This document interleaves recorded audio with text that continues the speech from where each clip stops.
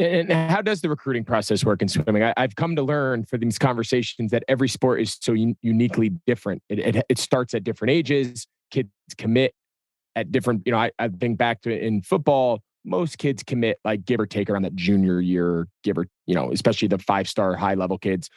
But we talked with a bunch of baseball guys, and we had Christian Yelich, and just talking about his journey through, they commit and they're in 10th grade, 9th grade. It's a much earlier process in the world of baseball. So when does it start? When do you commit? Like, what does that, is it through your club team? Does your high school coach kind of take a back seat? Like, what does that look like in the world of swimming?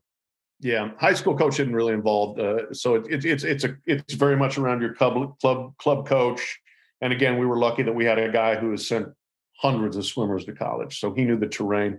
It is a later process than in a lot of other sports. As obviously, I'm really familiar with college recruiting for football and basketball. This is much later. All my kids committed during their senior year. My oldest son wasn't even sure he was going to swim in college until February of his senior year of high school, and then he committed May 1st to go to Missouri. So he was a late bloomer, and it is similar but different. Okay, you start off, you get a lot of emails and you get a lot of mailings and stuff, and a lot of it's non-specific, and then it starts to narrow down a little bit more. And I think it's July 1st going into your junior year, you can have contact, start having phone calls and face-to-face and meetings and that sort of thing. And so you get a little bit more of an idea where things are going.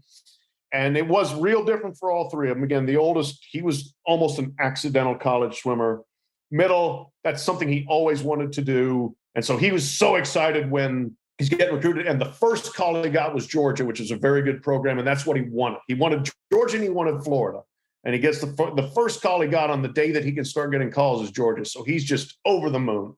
And so he ends up having a good list of choices and takes some visits and everything. And it comes down to Georgia and Florida, and he picks Georgia.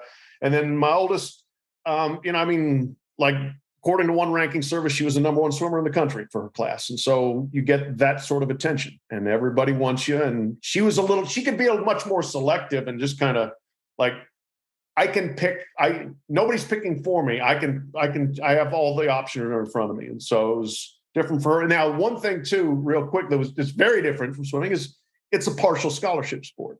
Okay, there's 14 scholarships for women. There's 9.9 for men. And this is something parents need to know and to think about, because you start getting those scholarship dreams in your head.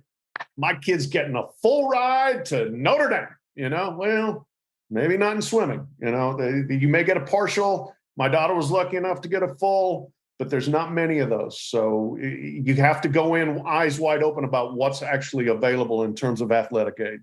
Yeah, it's like baseball, right? They got a roster of 30 kids, call it, and there's only 11 scholarships.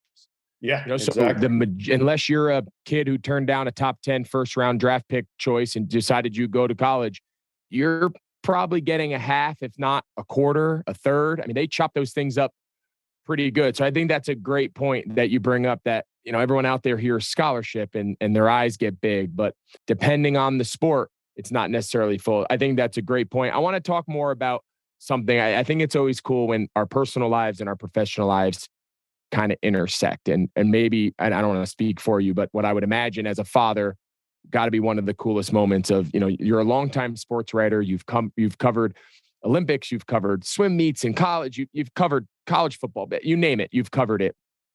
And you have the opportunity, your daughter's competing in the Olympics, and you get to write about it, cover it, not only for your profession, but then you also get to experience it as a father. Just take us back to that moment. What was that lead up like? What did the moment actually end up being like? And just how do you think back on it now? Yeah, I mean, it's once in a lifetime. I mean, there's nothing in my professional career that could ever compare to it.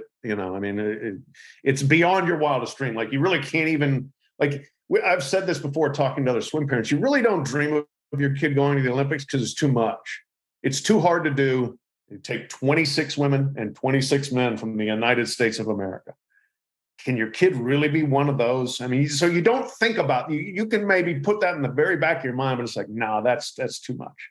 Just go to college. That's great. Win an NCAA championship. That's incredible. Oh my gosh. Now you get to the Olympic trials and she's got a chance. And, her kind of journey through that was hard. You know, she was going through the COVID period. Her best event was 400 individual medley, which is not what she made the Olympics in.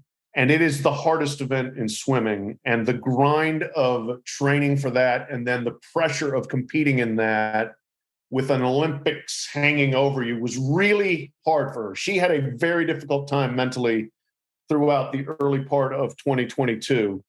And there was a point, she got out of the pool during a race in March of 2022. And we were like, she's done. She's going to quit. She is not even going to go to Olympic trials. And she said, I'll go to Olympic trials, but I do not want to compete in the 400 IM. We're like, okay, it's your choice. And we're like, you know, you were 100% supportive, but in the back of your mind, you're like, oh my gosh, she's not going to do this, you know? And it's just like, you feel bad for her in that moment. But then her coach, who's brilliant at Stanford, Greg Meehan, I love him. You know, he got her back on the beam. She competed in it. She made the final. She finished sixth. She did not make the team. But after that, it was, honest to God, it was just like this burden off her shoulders. Like, I am done with that event. I don't have to swim anymore. Let's go see what happens the rest of this meet. And she makes the team in a relay in the 200 freestyle, which was not expected. She was not, you know, seeded to make it. And she just swam great. She swam free and confident. And she makes the team. And that was like the moment that just totally blew us away, you know, because like, God, you can't even dream of this. And now my kid is going to the Olympics. And then, I'm sorry if I'm rambling here. No, I love it. You're giving me goosebumps. You know, my job is to cover the Olympics. I've covered 8 of them before Tokyo.